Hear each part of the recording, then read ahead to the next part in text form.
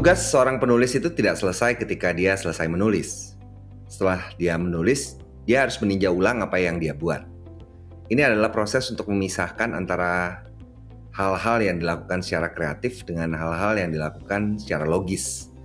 Bukan berarti sewaktu kita menulis itu kita tidak berpikir ya, tapi ketika kita menulis, bagian otak yang lebih diandalkan adalah bagian otak kanan. Karena kreativitas adalah yang ditonjolkan sewaktu kita menulis, kita kemudian harus melakukan tahapan berikutnya untuk menelaah apa yang sudah kita hasilkan tersebut. Inilah yang disebut dengan swasunting. Untuk melakukan swasunting, saya menyarankan kita melihat 5 tataran bahasa. Pertama, kita lihat substansi dan bungkus dulu. Substansi itu diwakili oleh wacana yang kita sampaikan.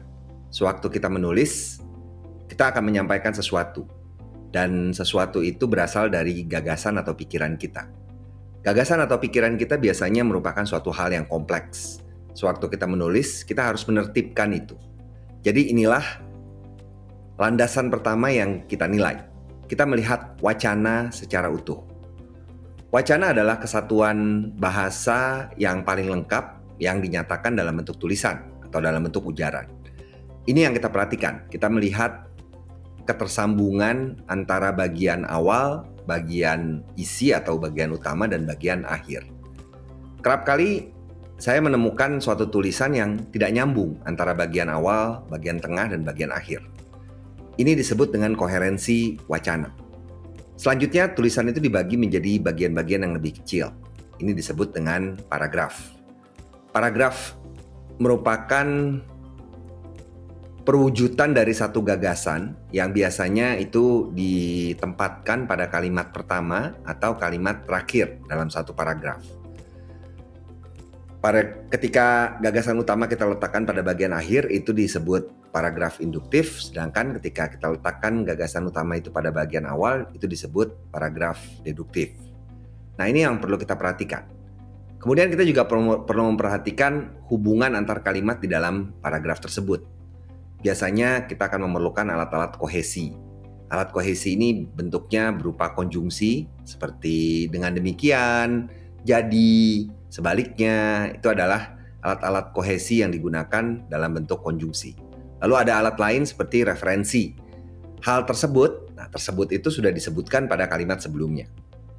Setelah kita memperhatikan keutuhan paragraf, hal berikutnya yang kita perhatikan adalah keefektifan kalimat. Syarat keefektifan kalimat ada 5. Yang pertama, kalimat itu harus lugas. Artinya kita membuang bagian-bagian yang mungkin tidak perlu. Secara umum, semakin pendek kalimat, semakin mudah pula orang memahami kalimat tersebut. Aturan baku atau aturan saklek tentang jumlah kalimat, panjang kalimat, itu tidak ada. Tapi secara umum, kalimat antara 14 sampai 20 atau 17 kata itu adalah kalimat yang cukup mudah untuk dipahami orang. Yang kedua setelah kelugasan adalah ketepatan.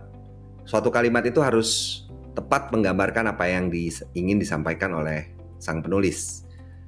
Untuk syarat ini, kalimat harus berusaha untuk menghindari kemungkinan orang salah tangkap. Caranya antara lain dengan mendekatkan bagian yang menerangkan dengan bagian yang diterangkan. Contoh ketika kita menulis HUT ke-75 RI. Memang bisa saja orang bilang bahwa HUT RI ke-75 itu masih tetap bisa dipahami orang berdasarkan konteks. Tapi ketika kita berusaha untuk mengejar ketepatan, kita akan mendekatkan ke-75 dengan yang lebih relevan. Dalam hal ini yang ke-75 itu adalah ulang tahunnya, bukan RI-nya. Jadi kalimat yang lebih tidak ambigu adalah HUT ke-75 Republik Indonesia. Hal yang ketiga adalah kejelasan. Ini menyangkut keberadaan unsur-unsur di dalam kalimat. Kita mungkin sudah mengetahui bahwa di dalam satu kalimat itu yang paling utama adalah keberadaan subjek dan predikat. Nah, ini harus dipastikan ada. Selanjutnya, aspek atau syarat keefektifan kalimat yang keempat adalah kehematan. Ini upaya kita untuk menghindari bentuk-bentuk yang berlebihan atau lewah.